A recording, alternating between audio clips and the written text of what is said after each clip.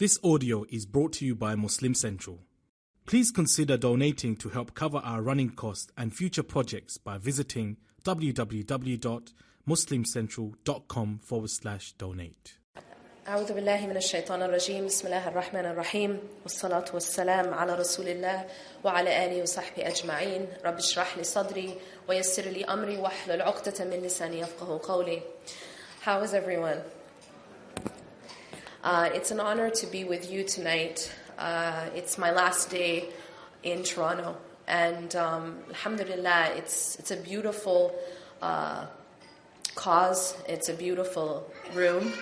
And the topic that I'm speaking about today is one that I think is extremely important, and that is inner peace. Why is this such an important topic? First of all, it's something that every single human being, regardless of their background, regardless of their religion, regardless of what part of the world they live in, every single human being wants one thing. And that is happiness, ultimately happiness. It's something we all seek. Now the problem is, everyone has a different definition of how you get it. And in the society that we live in right now, in the modern time we live in now, we are told that in order to find happiness, you need to get stuff. You need to have power or money or status. In fact, they did a study in which they asked millennials, what is your number one goal? What's your number one goal? And the majority of them said their number one goal was to make money. And then just after that, I think it was 80% or something. And then just after that, the answer was to be famous. Now, there's a reason why this is the number one goal. The reason is that the belief internally is that this is where happiness is. That's where I will find happiness. Now, I want to talk about that for a moment. What is happiness? Because for me to get somewhere, I have to know where I'm going, right? If I'm going in the car and I'm going to drive, and I have to put something into my GPS, but I'm not really sure what the address is, I'm not going to end up there, right? So I have to be clear about where it is I want to end up if I'm going to get there. What is true happiness? And the answer is this. There are different types of happiness, okay? I'm going to put it in two categories. There is what I'm going to call physical happiness, and then there is inner happiness. Physical happiness is the happiness that even an animal can have. Physical pleasure is when you, for example, eat a really great chocolate piece, piece of chocolate cake. That's physically, that gives you pleasure, okay? Physical happiness is something that is at the level that we can even share with animals. But the human being, yes, there is physical pleasure. That exists. And Allah subhanahu wa ta'ala has made some of it halal and some of it haram. So as long as it is within the halal, there's nothing wrong with that. But the human being has been given the capacity to reach a higher level happiness. A higher level than just the physical. A higher level than just what an animal can feel or what an animal can experience. Because an animal eats, sleeps, and reproduces, and that's its happiness.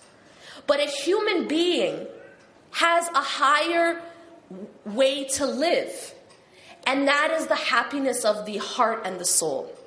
That's the inner happiness or the inner peace. And it's that happiness that people are ultimately seeking when they try to find it in just physical happiness. But that's the end goal that they aren't able to get to because they don't know where to find it or what it looks like. There are so many people who have those things that the millennials were saying that's their goal, right? Wealth and fame. Let's look at the people who have wealth and fame. The people who have wealth and fame, why are many of them committing suicide? Why are many of them addicted to alcohol and drugs? What is it that they're missing if they have the wealth and the fame? What emptiness is it that they're trying to fill?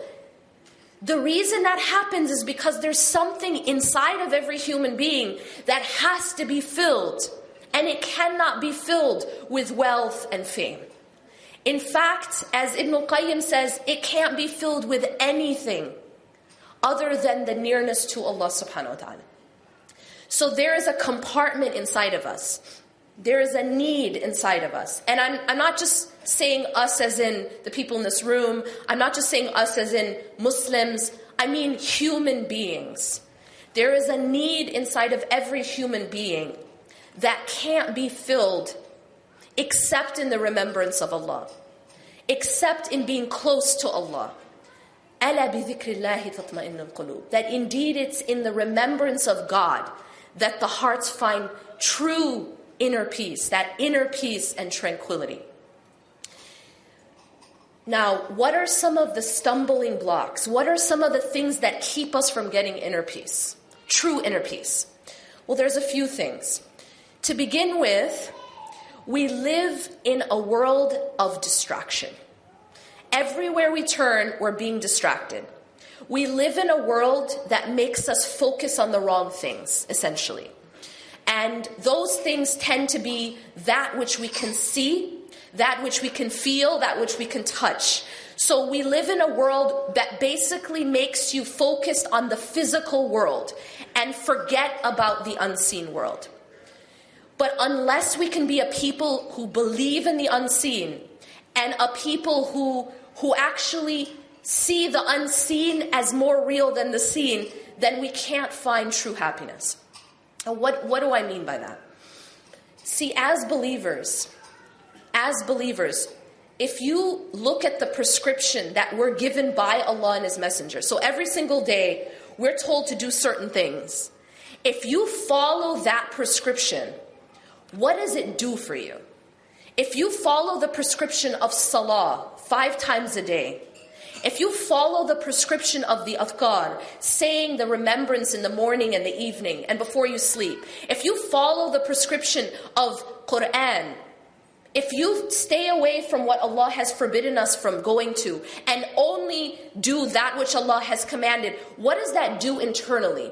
Well, what it does, first of all, is it makes us focus on the unseen until the unseen becomes real to us. Because you see, when you're praying, can you see even the Kaaba that you're facing? No, not unless you're there. When you're praying, can you see Allah subhanahu wa ta'ala? No. Can you see the angels that are around you? No. Right now, we're sitting in a gathering of dhikr, meaning we're remembering Allah.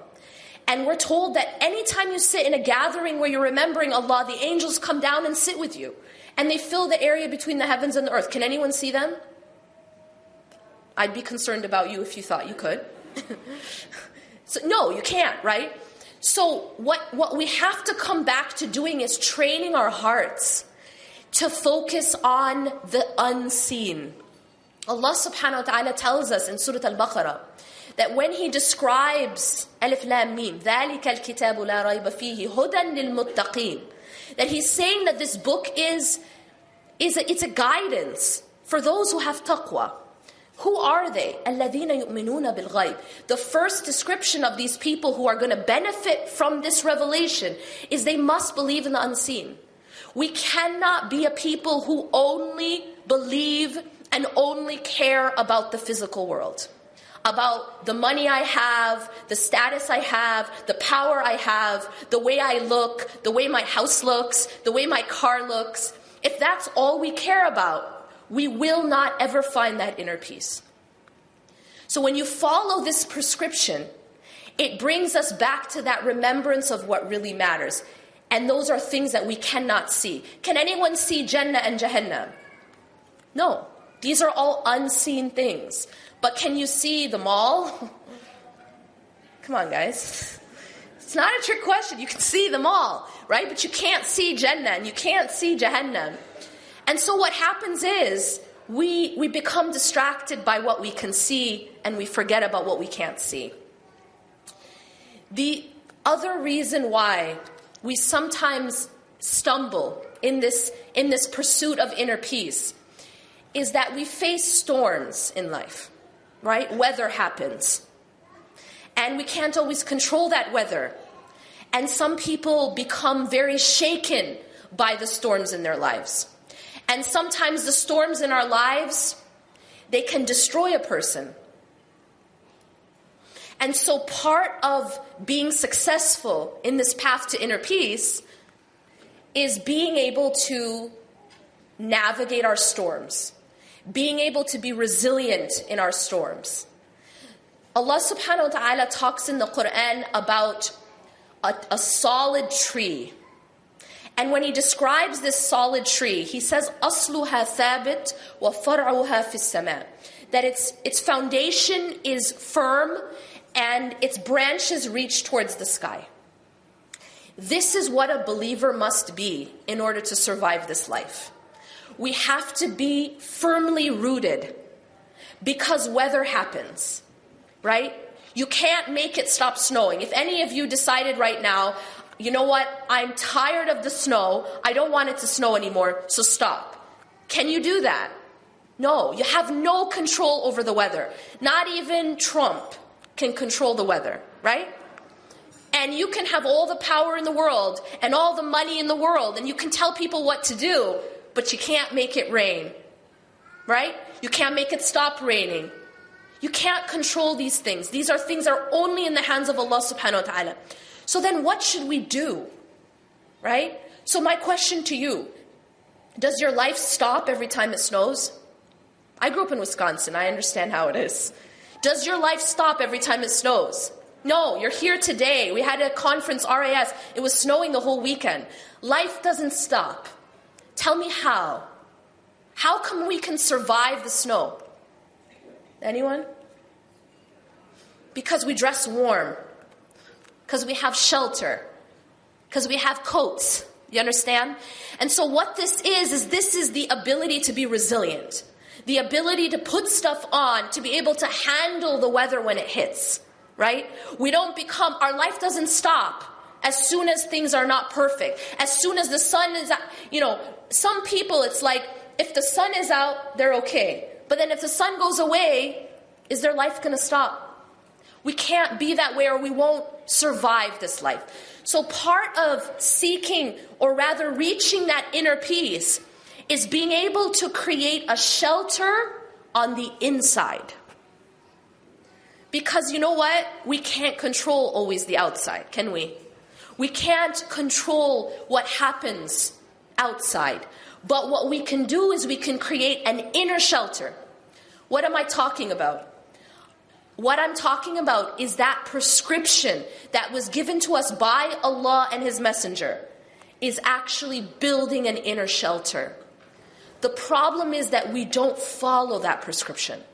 And that's the reason why we become destroyed by our storms. It's like a tree. Think about a tree that doesn't have solid roots. A tree that isn't deeply rooted. What happens when the wind comes? Especially if it's a strong wind. What happens to the tree? It'll knock it down. It'll snap. And that's because it doesn't have... It sometimes actually can be uprooted if the wind is strong enough. But you know that the taller a tree gets, the deeper it has to have its roots. And that's because that's what's keeping it firm, regardless of the wind. And it can handle things. There's a forest in California called the sequoia. It's a forest of sequoias. And one thing that we're famous for in California is wildfires. You may have heard about them. They're intense, and they spread very quickly. And one thing that's very amazing about certain types of trees is that Allah has designed them to somewhat be resistant to fire. That's amazing. And when I heard that, I just thought that was so amazing. Because this is the design of Allah. Allah has made the creation to be able to withstand the trials of this life. Allah created the human being in the same way. The human being is not actually that breakable. The human being is in its fitrah, in his or her fitrah, is actually very resilient. very resilient. Now this is very deep what I'm trying to say right now. In his or her fitra. What does that mean? It means that if we have a heart and a soul that is properly cared for, that is properly maintained, that is properly fed and oxygenated, and I'll talk about what that means, that is properly cleansed, then that heart and that soul actually is very, very resilient, like those sequoias. It can handle things you wouldn't imagine. And I will tell you 2 examples of people that I have witnessed with my own eyes, who to me are like those sequoias. But what is it that we do? What is it that we have to do to feed and clean and maintain our hearts and our souls? And the answer is actually quite simple. I'm going to just simplify it and give you guys examples. If I were to ask you the question, how do you take care of your body? You don't have to be a doctor. Actually, a 5-year-old can tell me that in order to take care of your body, you have to breathe. Fair enough? Oxygen. You have to eat. And you have to have water, like a minimal amount to stay alive, right? Yes or no? Okay. So you need oxygen, you need food, and you need water to stay alive. What is the oxygen, food, and water of the heart? And the answer is, it is the remembrance of Allah. Salah is the first thing that is the oxygen of the heart. When a person neglects their salah, it's just like a body that isn't breathing. Or maybe the body's just breathing once in a while. And the same thing that happens to the body when it doesn't get oxygen happens to the heart when it doesn't get salah. It starts to first become very weak, and this is what we call the sick heart, and then eventually it dies until it becomes a dead heart. And that person will be walking around and they will appear to be alive, but they're actually dead. The Prophet ﷺ said the difference between the one who remembers Allah and the one who does not remember Allah is like the living and the dead. And so a person who isn't praying internally is dead. Even though in the physical sense they are alive, they look alive. But inside, in the true sense, they are dead. And that's because they have neglected, simply because they have neglected their spiritual oxygen. What is the food and the water of the heart and the soul? The food and the water of the heart and the soul is in the remembrance of Allah. Beyond the salah, there are things that the Prophet ﷺ have used to say. Now, I'm just going to put it this way. I see a lot of people suffering that I talk to one-on-one, and I believe that there's a lot of suffering right now, individually and collectively and as a community and globally. And I believe a lot of our suffering is because we've neglected something very, very important, and that is these afkar. It is something so small but so revolutionary to the health of the heart. And that's this. Simply put, the Prophet ﷺ used to say certain supplications, du'as. It's a supplication. He used to say them in the morning. He used to say them in the evening. He used to say them before he slept. In fact, there's a supplication for every motion of life, right? He would leave the house, there was a supplication. He'd come back in, there was a supplication. Before bed, when he wakes up, before he eats, when he finishes eating, entering the bathroom, leaving the bathroom. Even before intimacy, there's a supplication. There's a supplication for every motion of life. And the more that we incorporate these supplications, the healthier we're going to be. See, if I were a doctor up here and I were talking to you about physical health, I would have to tell you, folks, you got to breathe. That's a given, right? I tell you, folks, you got to eat, you got to drink. And you know what? Eat healthy. Take your vitamins, right? Take your, eat raw organic food, right? If I'm going to tell you how to take care of yourself, that's what I would tell you, right? This is what I'm telling you, but this is the spiritual food. This is the spiritual vitamins. And a person who takes that is not like a person who doesn't. They are not the same in terms of their spiritual health and their inner health, their inner peace. So the more that you can incorporate of these supplications, and I'm just going to give you guys a very practical way to do that. There's this app that you can download on your phone. You don't have to do it right now. It's called My Dua with 2 A's at the end. MYDUAA. It's just Fortress of a Muslim on an app. And what it is it's just a collection of the supplications from the Quran and from the Sunnah that the Prophet ﷺ used to say. And I'm telling you, that is gold. It's like the best 99 cents you'll ever spend in your life. It's gold. You download that on your app and you use it, especially in the morning and the evening and before you sleep. And what I've just given you, someday, inshallah, you'll make dua for me because it changes your life. It absolutely changes your life.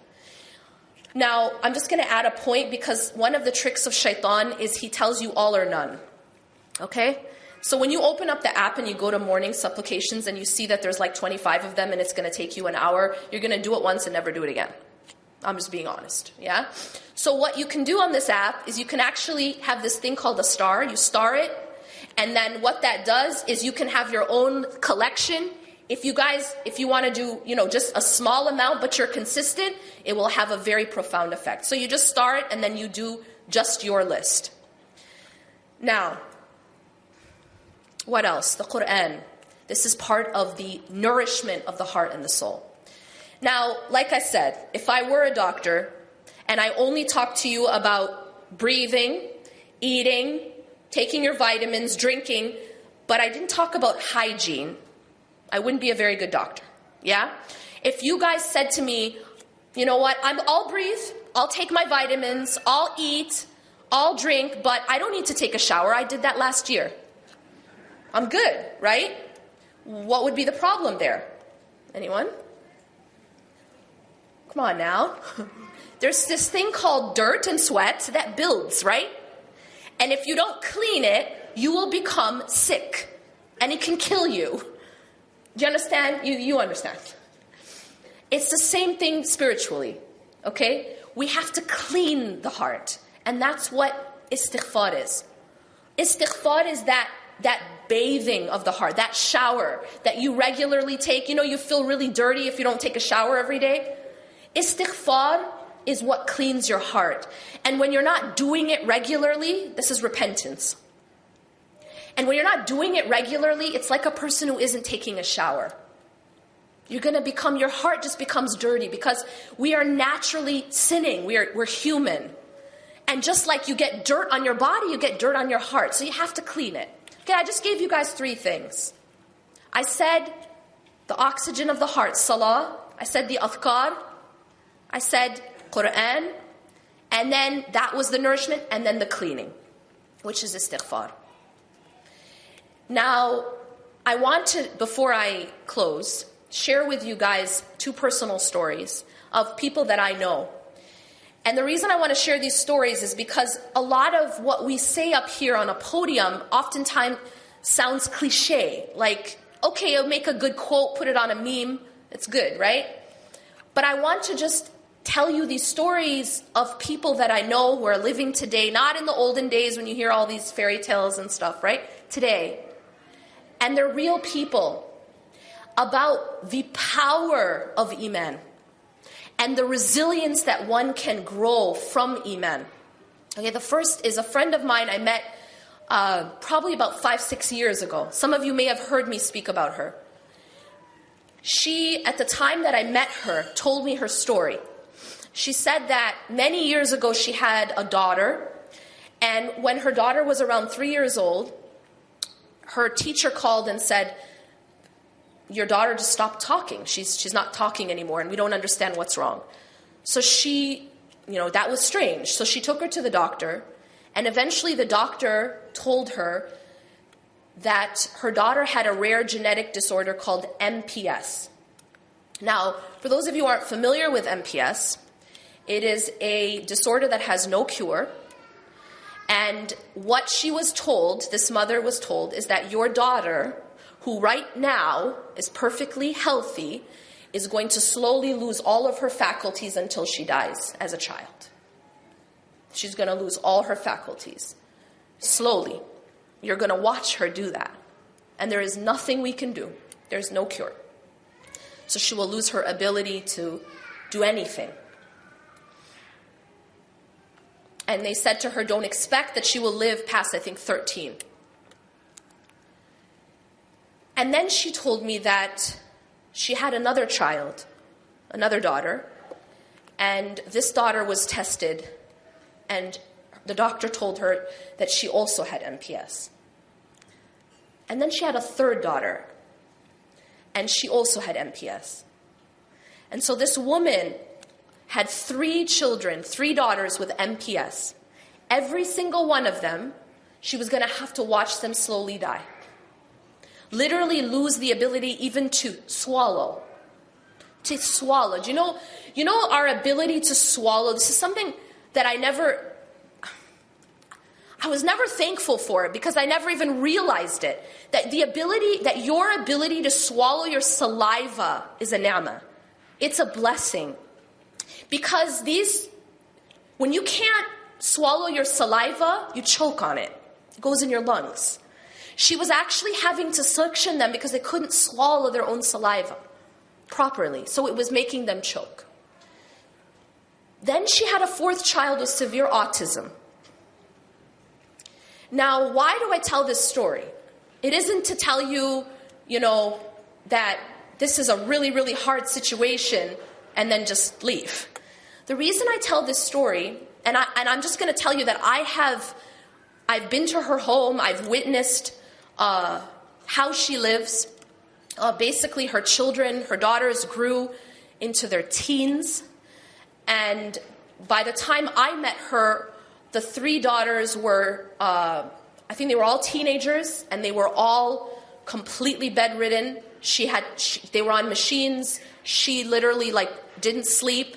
She was constantly caring for them. Her home was like a hospital. There was a section that was like a hospital. I also, recently, she lost 2 of them. One of them lived until she was 19. For 19 some years, she took care of this child and her other daughter. And now one of her daughters is still alive. May Allah make it easy for them. And the reason I tell this story is because of who this woman is. If I brought her here today, you would say she was the most... She's always smiling, subhanAllah. But the thing that really hit me is that one day she said to me, I'm drowning in gratitude. That's a direct quote. Now, what amazed me is that she has a trial in her life that I couldn't even wrap my mind around. And yet she has this trial, and she's saying she's drowning in gratitude. And to me, that's a sign of God. That the power of Iman, to allow a person to not just withstand a little bit of rain, a little bit of snow, but a tsunami, and to not be broken by it, to not be destroyed by it, to the extent that you can actually show gratitude. And one of the things that she always says to me is that she always looks at those who have less than her. She says the thing about her is that she's always worried about the people who are suffering somewhere else worse than her. She doesn't look at her situation and say, why me? But she actually shows gratitude because she looks at those who have less than her. When she first got the diagnosis, there was something really powerful that shook me. And that is that her husband says to her, when he was looking at his 3 daughters after hearing this diagnosis, you can imagine what that feels like as a father or as a mother. He looked at his 3 daughters and he says, I feel like I'm looking at 3 graves.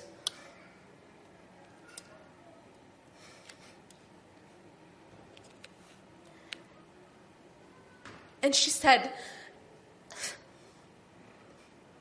no, there are 3 doors to Jannah. But I want to tell you this because these aren't cliches, I promise you. These are real life. These are people living their real life. And she recognized that this was her door to Jannah. But that's what happens to a heart when it is healthy. It is a completely different heart. And it doesn't mean you have to be a prophet or you have to be perfect. No, a regular person who takes care of their heart just as it is prescribed can become like that by the help of Allah subhanahu wa ta'ala.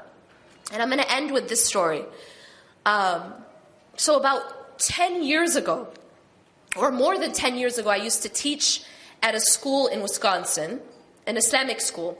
And I had a principal at that time, one of the best principals I've ever known, an older gentleman from Thailand.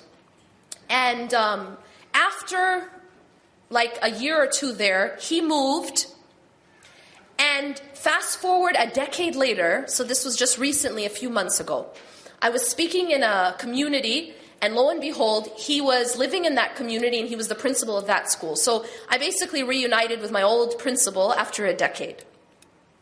And he's older now, so he actually just retired this year. But what I found out when I reunited with Dr. Jitmood is that over that decade of time, a few things had happened. One, his wife had gotten ill with cancer and passed away. May Allah have mercy on her. The other thing that I found out is that his son, he was I think about 21, he was delivering pizzas, and while he was delivering pizzas, a man slaughtered him. Just cut his neck. Just like that. And Dr. Jitmood is telling me that he gets a call at 3 o'clock in the morning saying, your son is no longer. He's past tense. He's passed away. He's been killed. And now, for me, I wanted to ask him, how did you cope with that? I mean, that's next level. And he told me that, he was trying to process it. And he said he was just kind of pacing and saying, Inna lillahi wa inna ilayhi raji'un, and trying to process the shock. But what really, really stood out to me was this. He told me that shortly after that, he asked the lawyers to meet with the killer. So I was like, okay, why? They said, you can't. They told him you can't. You can't meet with the killer because he's in maximum security. And he spent 2 years just trying to meet with him. And I asked him, why? Why are you trying to meet with him? And he said, I want to meet with him because I want to forgive him. And I want him to be in the same place with my son.